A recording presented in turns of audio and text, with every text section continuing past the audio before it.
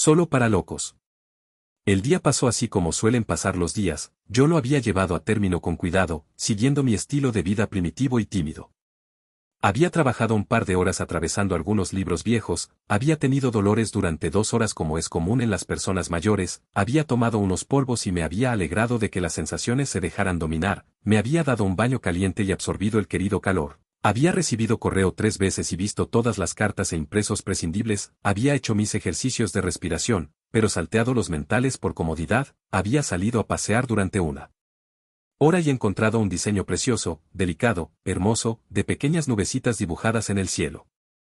Eso fue muy lindo, igual que leer los libros viejos y sumergirme en la bañadera con agua caliente, pero, a pesar de todo, no fue un día encantador y radiante de felicidad y alegría, sino apenas uno de esos días que desde hace un tiempo deberían ser los normales y acostumbrados para mí, los días limitadamente agradables, sin duda soportables, regulares, tibios, de un señor mayor e insatisfecho que evalúa sin alteración ni miedo, con objetividad y calma, la pregunta de si no será hora de seguir.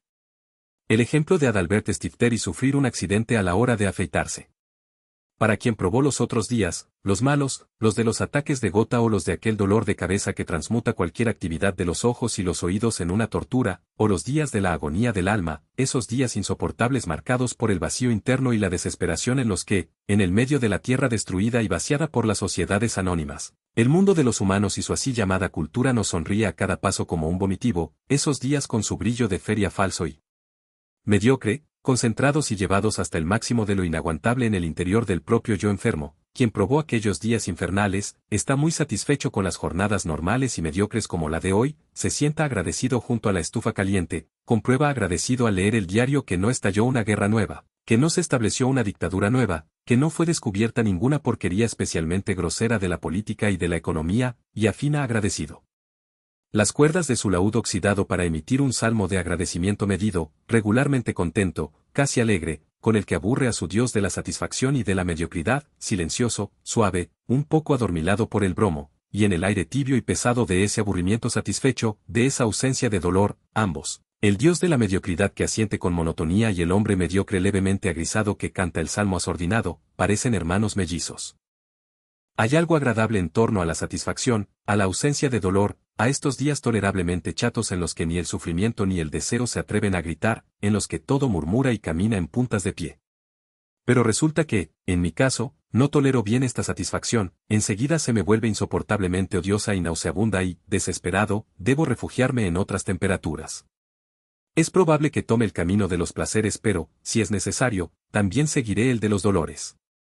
Si pasé un tiempo sin placer y sin dolor y respiré el aire tibio e insulso de los así llamados días felices, mi alma infantil se llena de un dolor y una miseria tan turbulentos que arrojo el laúd oxidado del agradecimiento en la cara satisfecha del Dios semidormido de la mediocridad y prefiero sentir el ardor de un dolor bien diabólico que la saludable temperatura ambiente.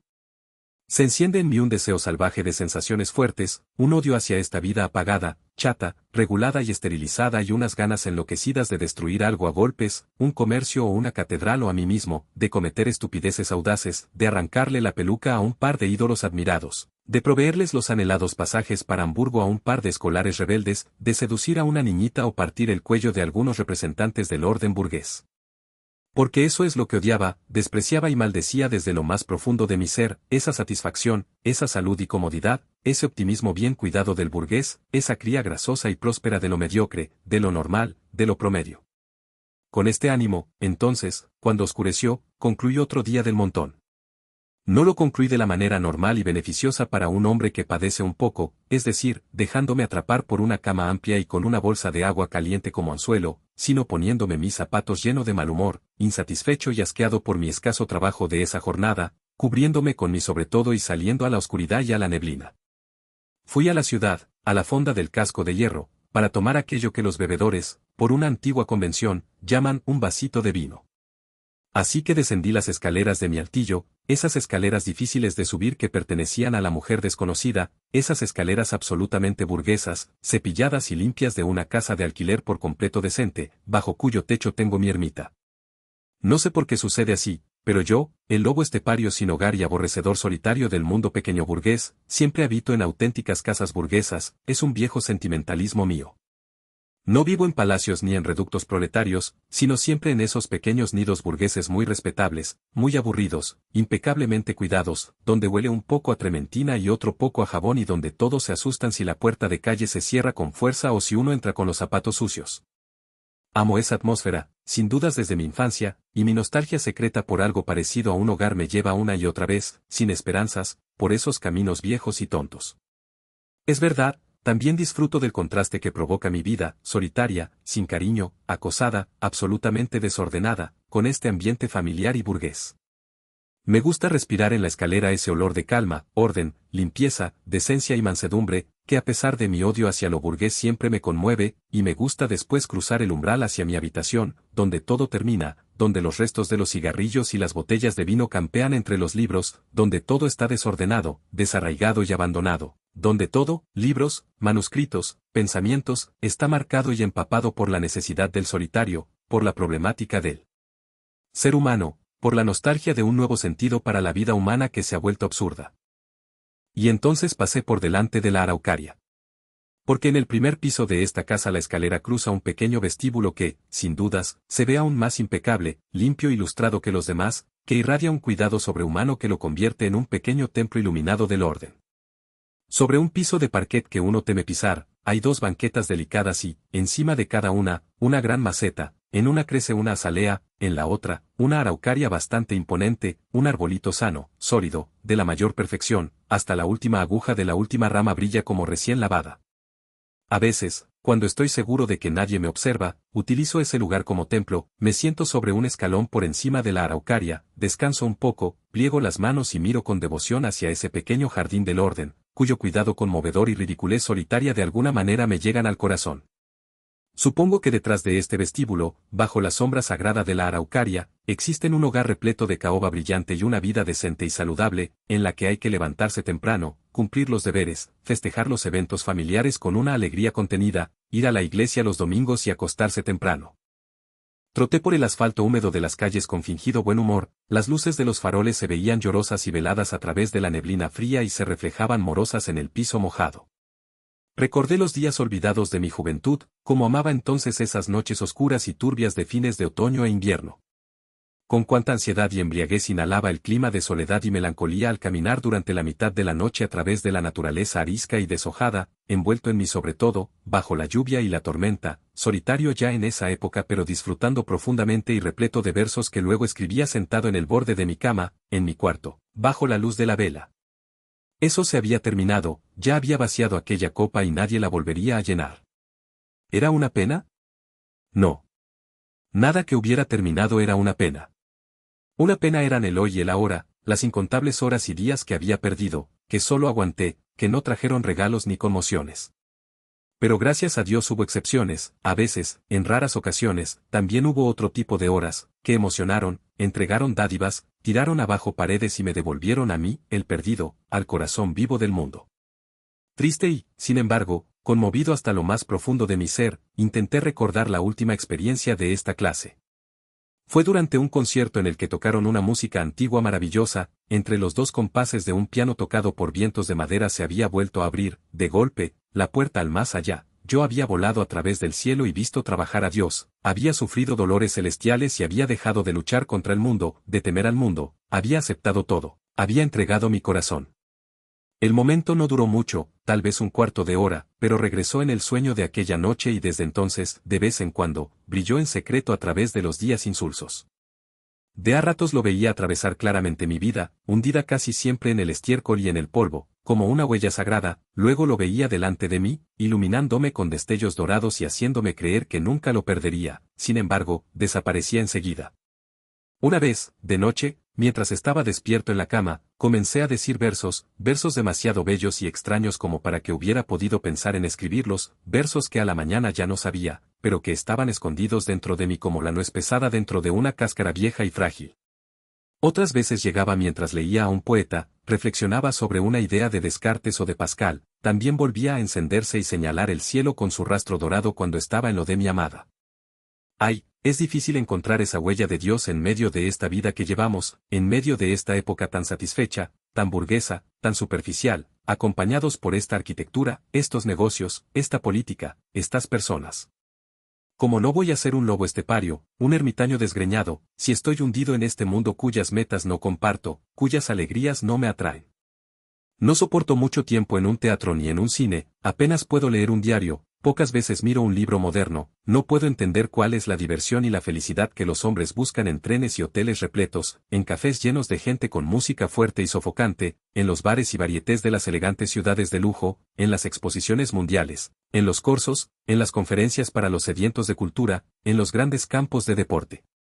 No puedo entender ni compartir esas alegrías que estarían al alcance de mis manos y por las que hay miles que se esfuerzan y se amontonan. Y aquello que, por el contrario, sucede durante mis escasas horas de felicidad, lo que para mí representa placer, aventura, éxtasis y enaltecimiento, es algo que el mundo a lo sumo conoce, busca y ama en la poesía, pero que en la vida le parece una locura. Y de hecho, si el mundo tiene razón, si la música en los cafés, si los entretenimientos de masas, si esas personas americanas con tan pocas pretensiones tienen razón, entonces yo estoy equivocado, estoy loco. Entonces en serio soy el lobo estepario, tal como me describí varias veces, el animal perdido en un mundo ajeno e incomprensible que ya no es capaz de encontrar su hogar, su aire y su alimento. Rodeado por estos pensamientos conocidos seguí caminando por la calle mojada, atravesando los barrios más silenciosos y viejos de la ciudad. En eso vi enfrente, del otro lado del asfalto, en la oscuridad, un viejo muro de piedra que solía mirar con gusto, se veía siempre tan viejo y despreocupado, apretado entre una pequeña iglesia y un viejo hospital. Muchas veces, de día, dejaba descansar mi vista sobre su superficie áspera, había pocas superficies tan silenciosas, bondadosas y tranquilas en el centro de la ciudad, donde por lo general hay un local, un abogado, un inventor, un médico, un peluquero o un especialista en callos que nos grita a la cara su nombre en cada metro cuadrado. En esa oportunidad volví a ver al viejo muro tranquilo y en paz y, sin embargo, algo había cambiado. En el medio de la pared vi un portón pequeño y bonito, con un arco, y enloquecí, porque ya no sabía si ese portón había estado ahí siempre o si era un agregado nuevo. Sin duda se veía viejo, viejísimo, es probable que, hace siglos, la pequeña puerta cerrada con su plancha de madera oscura condujera al patio interior de algún convento adormilado. Lo seguía haciendo hoy, aunque el convento ya no existiera, y seguramente yo había visto el portón más de 100 veces sin prestarle atención. Tal vez lo acababan de pintar y por eso lo noté. Sea como fuere, me quedé parado y miré concentradamente al otro lado, sin cruzar. La calle que nos separaba estaba tan reblandecida y mojada que me quedé sobre la vereda y solo miré, ya era noche entrada y me pareció que alrededor de la puerta había una guirnalda o algún otro adorno colorido. Y ahora que me esforzaba por ver mejor, noté sobre el portal un cartel claro en el que creí ver algo escrito.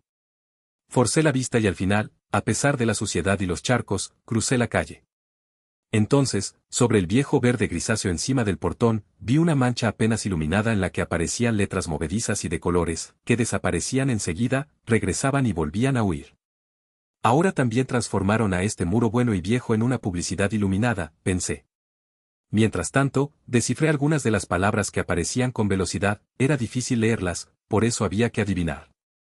Las letras llegaban en intervalos diferentes, pálidas y débiles, y se apagaban enseguida. El hombre que quería hacer un negocio con esto no era eficiente, era un lobo estepario, pobre tipo, porque hacía que sus letras aparecieran en esta callecita oscura de la ciudad vieja, a esta hora, con lluvia, cuando nadie salía. ¿Y por qué eran tan fugaces, tan huidizas, tan caprichosas e ilegibles? Pero atención, lo había logrado, pude atrapar varias palabras consecutivas que decían: teatro mágico. La admisión no es para cualquiera. No es para cualquiera. Intenté abrir el portón, pero el picaporte viejo, pesado, no reaccionaba ante ninguna presión. El juego de las letras había terminado de golpe, con tristeza, como aceptando que era en vano. Di unos pasos hacia atrás y metí el pie hasta el tobillo en un charco, no llegaron más letras, pero me quedé parado un largo rato en el barro, esperando inútilmente. En el momento en que di todo por perdido y volví a la vereda, un par de palabras de colores gotearon sobre el asfalto, delante de mí. Leí. Solo, para, locos. Se me habían mojado los pies y tenía frío, pero de todas formas me quedé un buen rato parado, esperando. Nada más. Mientras seguía ahí, pensando en lo bonitas que se habían visto las luces perdidas con esas palabras frágiles y coloridas pasando como fantasmas por la pared húmeda y el asfalto negro, brillante, recordé una parte de mi pensamiento anterior, la metáfora de la huella dorada que se aleja y esconde tan imprevistamente. tenía frío, así que seguí caminando, soñando con esa huella, lleno de anhelo por un portón que condujera a un teatro mágico, solo para locos. Mientras tanto, había llegado a la zona del mercado, donde no faltaban los entretenimientos nocturnos. A cada par de pasos colgaba un cartel con publicidad, orquesta de señoritas, varieté, cine, noche bailable. Pero nada de eso era para mí, era para cualquiera, para gente normal a la que, por supuesto, vi amontonarse en hordas para entrar. A pesar de todo, mi tristeza se había alivianado un poco, me había tocado un saludo desde el otro mundo, un par de letras de colores habían bailado y jugado en mi alma, habían disparado acordes ocultos, un reflejo de la huella dorada se había dejado ver otra vez. Busqué la pequeña cantina antigua en la que nada había cambiado desde la primera vez que visité esta ciudad, unos 25 años atrás. La dueña seguía siendo la misma y algunos de los huéspedes que estaban ese día también habían estado aquí en aquella época, sentados en el mismo lugar y delante de los mismos vasos. Entré al local humilde, eso era un refugio. Sabía que no me brindaría más abrigo que, por ejemplo, el descanso de la escalera con la araucaria, aquí tampoco encontraría el hogar y la comunidad, sino apenas un lugar tranquilo para observar un escenario en el que personas extrañas actuaban en obras extrañas. Pero el sitio tenía su valor, no había gente amontonada, ni gritos, ni músicas, solo un par de ciudadanos pacíficos junto a mesas de madera, nada de mármol, nada de felpa, ninguna chatarra esmaltada, y delante de cada uno un trago para la noche, un vino bueno y confiable. Tal vez estos pocos parroquianos que conocía de vista fueran auténticos burgueses estrechos que en sus casas burguesas habían erigido altares aburridos para sus tontos ídolos de la satisfacción, o tal vez fueran, también, tipos solitarios y descarrilados como yo, borrachos silenciosos y pensativos con ideales quebrados, lobos esteparios y pobres diablos, yo no lo sabía. Cada uno de ellos era atraído a este lugar por alguna nostalgia, alguna desilusión, la necesidad de alguna restitución. El casado buscaba la atmósfera de su época de soltero, el viejo empleado, los sonidos de sus años de estudiante. Todos estaban bastante callados, bebían igual que yo, preferían sentarse delante de medio litro de vino alsaciano que delante de una orquesta de señoritas. Aquí arrojé el ancla, podría soportar una hora, también dos. Ni bien bebí un trago de vino, me di cuenta de que no había comido nada en todo el día fuera del desayuno. Qué raro resulta todo lo que un ser humano puede tragar. Durante unos 10 minutos leí el diario, permití que a través de mis ojos ingresara el espíritu de un hombre irresponsable que mastica las palabras de otro, las moja con su saliva y las devuelve sin digerir. Eso tragué, toda una columna. Y enseguida comí una buena porción del hígado que había sido cortado del cuerpo de un ternero asesinado. Qué raro. Lo mejor seguía siendo el vino alsaciano.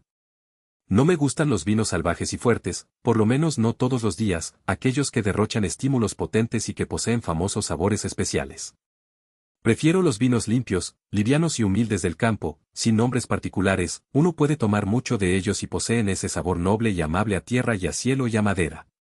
Un vaso de alsaciano y una tajada de buen pan, esa es la mejor de todas las comidas. Pero ahora ya tenía una porción de hígado adentro, una sensación especial para mí, que no suelo comer carne, y el segundo vaso por delante. Eso también es raro, que en algún lugar de Valles Verdes haya personas sanas y honradas que planten vides y prensen vino para que en el mundo, aquí y allá, muy lejos de ellas, algunos ciudadanos desilusionados y algunos lobos esteparios inquietos puedan proveerse de un poco de valor y ánimo a través de sus vasos. Por mí, que fuera raro. Era bueno, ayudaba, el ánimo mejoraba. Como respuesta a la mezcolanza de palabras del diario me surgió con retraso una risa aliviadora y de pronto me volví a acordar de la melodía olvidada de aquel piano de vientos. Se elevó en mi interior como una pequeña pompa de jabón, brilló, reflejó al mundo entero en colores y en tamaño diminuto y volvió a deshacerse con suavidad. Si era posible que esa pequeña melodía celestial hubiera anidado en secreto en mi alma y hubiera vuelto a abrir su hermosa flor con todos esos preciosos colores, podía ser que yo estuviera totalmente perdido. Aunque fuera un animal descarriado que no comprendía su entorno, había un sentido en mi vida necia, algo dentro de mí respondía, algo recibía los llamados de mundos lejanos y elevados.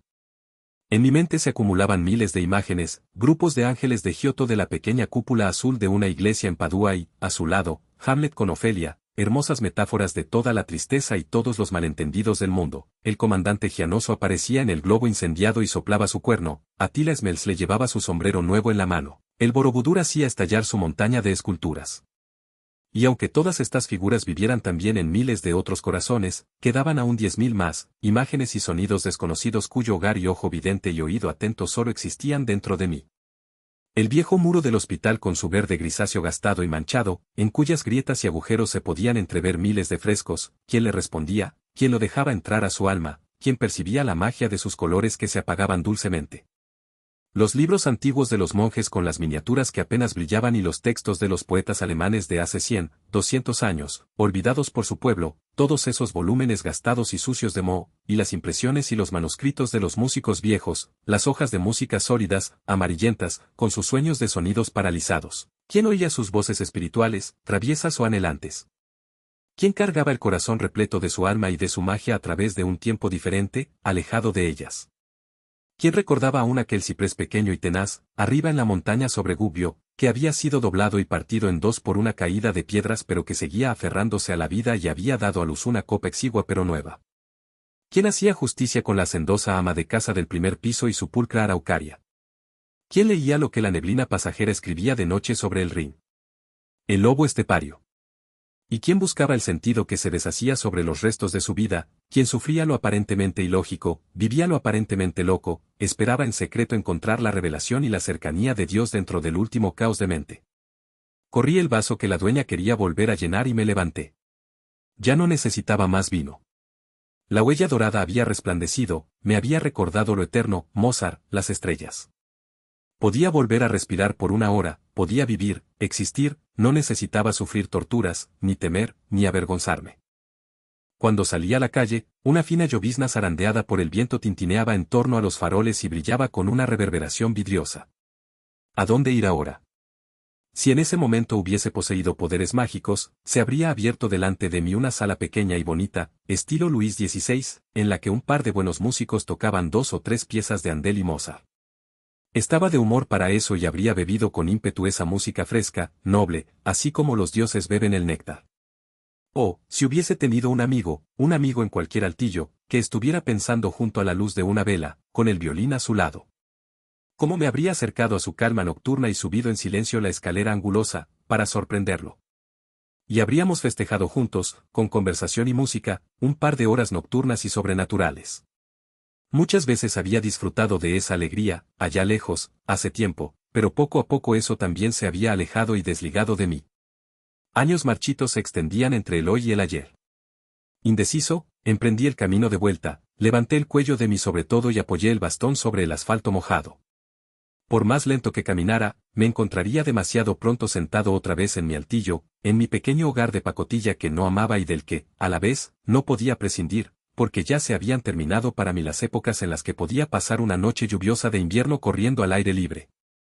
Pero, en nombre de Dios, no iba a dejar que la lluvia, la gota, ni la araucaria me arruinaran el buen humor. Y si no podía conseguir una orquesta de cámara ni un amigo solitario con un violín, por lo menos permanecía en mi interior aquella hermosa melodía, si tarareaba rítmicamente mientras respiraba, la podía escuchar. Sumido en mis pensamientos, seguí caminando. No, también era posible sin la música de cámara y sin el amigo, y era ridículo dejarse corroer por un anhelo impotente de calor. La soledad es independencia, yo la había deseado y me la había ganado a través de largos años. Era fría, oh sí, pero también era tranquila, maravillosamente tranquila y amplia, como el espacio frío y calmo en el que giran las estrellas. Al seguir caminando me asaltó una violenta música de jazz, caliente y burda como el vapor de la carne cruda, que provenía de un local bailable. Paré un segundo, a pesar de que detestaba ese tipo de música, siempre tenía para mí un encanto secreto. El jazz me disgustaba, pero lo prefería 1000 veces a la música académica de hoy, con su salvajismo alegre y tosco también alcanzaba la profundidad de mis impulsos y emitía una sensualidad ingenua y sincera. Estuve un rato olfateando, oliendo la música chillona y sangrante, husmeando enojado y lascivo la atmósfera de esas salas. Una mitad de esa música, la lírica, era grasosa, empalagosa y chorreaba sentimentalismo, la otra era salvaje, caprichosa y enérgica, sin embargo, ambas lograban unirse de manera ingenua y pacífica para producir algo completo. Era la música de la decadencia, en la Roma de los últimos emperadores debe haber sonado una melodía parecida. Claro que comparada con Bach y con Mozart y con la música de verdad, esta era una porquería, pero así sucedía con todo nuestro arte, nuestro pensamiento, nuestra aparente cultura, ni bien nos comparábamos con la cultura real. Y esta música poseía la ventaja de una gran honestidad, de una característica negra evidente y adorable y de un humor alegre, infantil. Tenía algo del negro y algo del americano, que a pesar de su fortaleza nos parecen, a nosotros, los europeos, tan frescos y aniñados. ¿Europa se convertiría en lo mismo? ¿Ya transitaba ese camino? Es que nosotros, los conocedores y amantes de la Europa de antes, de la música de verdad, de la poesía auténtica de antaño, no éramos más que una minoría pequeña y tonta de neuróticos complicados que mañana serían olvidados y convertidos en un hazmerreír. Es que aquello que llamábamos cultura, espíritu, alma, lo que considerábamos bello, sagrado, era apenas un fantasma, muerto hacía mucho y que solo un par de chiflados seguíamos creyendo vivo y real. Tal vez nunca estuvo vivo ni fue real. Tal vez aquello por lo que los tontos nos esforzábamos había sido siempre una aparición, nada más. El barrio antiguo me acogió, la pequeña iglesia se veía apagada e irreal en medio del gris. De pronto volví a recordar la experiencia de aquella noche, con el misterioso portón del arco, el enigmático cartel que había arriba, las letras de luz que bailaban burlonas. ¿Cómo decían? La admisión no es para cualquiera. Y, solo para locos. Miré la pared inquisitivamente, deseando en secreto que la magia volviera a comenzar, que la frase me invitara a mí, el loco, que la puerta me dejara entrar. Tal vez encontrara allí lo que anhelaba, tal vez tocaran ahí mi música. El oscuro muro de piedra me observaba tranquilo desde la penumbra profunda, cerrado y sumido en su sueño. Y en ningún lugar había un portón o un arco, solo pared oscura y silenciosa, sin agujeros. Seguí de largo sonriendo, saludando al muro con amabilidad. Que duermas bien, pared, no te despertaré. Ya llegará el momento en que te tiren abajo o te cubran con sus codiciosos carteles publicitarios, pero todavía existes, todavía eres hermosa y silenciosa y te quiero. En un callejón negro me asustó una persona que apareció de pronto delante de mí.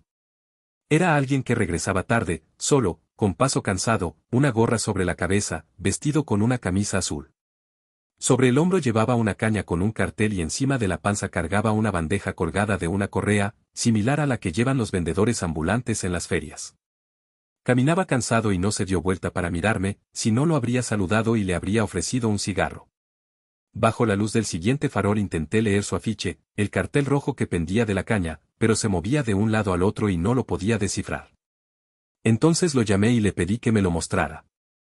Se paró y sostuvo su caña un poco más derecha y pude leer las letras que bailaban y daban vueltas. Anárquica diversión nocturna. Teatro mágico. La admisión no es para Cuba. A usted lo estaba buscando.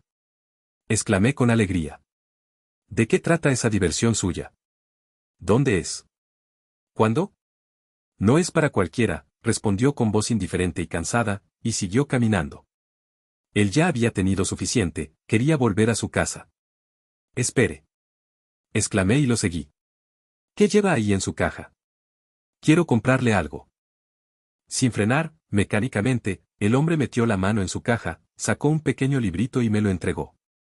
Lo tomé con rapidez y lo guardé. Mientras abría mi sobretodo para sacar dinero, el hombre dobló hacia una entrada, cerró un portón detrás suyo y desapareció. Pude oír sus pasos pesados en el patio, primero sobre un empedrado, luego sobre una escalera de madera, después nada más. Y de pronto yo también me sentí muy cansado, tuve la sensación de que era tardísimo y que sería bueno volver a casa. Caminé más rápido y atravesando las calles dormidas del suburbio alcancé pronto mi barrio, ubicado entre los murallones, allí donde los empleados y los jubilados viven en casas de alquiler pequeñas y limpias, detrás de un poco de césped y de yedra. Pasando el césped, la yedra, el pequeño pino, llegué a la puerta de calle, hallé la cerradura y la llave de la luz, pasé en silencio por al lado de las puertas de vidrio, los armarios pulidos y las plantas en sus macetas y abrí mi propia vivienda, mi pequeño hogar aparente en el que me esperaban el sillón y la estufa, el tintero y las pinturas, Novalis y Dostoyevsky, así como a otras personas, personas en serio, al regresar las esperan la madre o la esposa, los niños, las sirvientas, los perros, los gatos. Cuando me quité el sobretodo mojado, el pequeño libro volvió a caer en mis manos. Lo tomé, era un ejemplar de feria, delgado, mal impreso sobre papel pobre, como aquellas revistas con temas como El hombre que nació en enero o Cómo hago para parecer 20 años más joven en 8 días. Pero después de haberme acomodado en el sillón y puesto los anteojos de lectura leí, con sorpresa y una súbita sensación de que el destino estaba en acción, el título que aparecía en la tapa, Tratado del lobo estepario. No es para cualquiera. Y lo que sigue es el contenido de ese escrito, que leí de un tirón, cada vez con mayor interés.